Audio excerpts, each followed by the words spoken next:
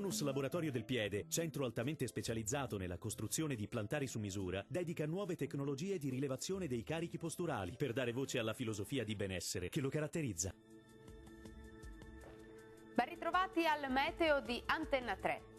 L'ultima domenica di aprile sarà all'insegna di una nuova ondata di maltempo portata da una perturbazione di passaggio sul nostro territorio. Nel dettaglio sul Veneto avremo precipitazioni sparse ma piuttosto frequenti un po' ovunque, localmente alternate anche a qualche schiarita. Migliorerà ovunque entro la notte.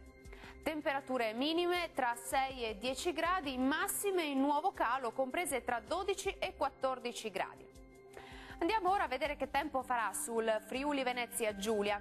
Anche in questo caso la giornata risulterà perturbata sin dal mattino con precipitazioni diffuse, localmente anche di moderata intensità. Temperature minime tra 8 e 9 gradi, massime oscillanti invece tra 11 e 13 gradi, dunque piuttosto fresche. Raggiungiamo infine il Trentino Alto Adige, dove la situazione sarà lievemente migliore, infatti saranno possibili maggiori spazi soleggiati, ma attenzione, la neve tornerà a cadere anche copiosa sui confini alpini oltre i 1000 metri di quota. Temperature minime intorno agli 8 gradi, massime sui 17 gradi. Bene, dal meteo di Antenna 3 per ora è tutto, io vi lascio in compagnia dei programmi della nostra emittente. Arrivederci.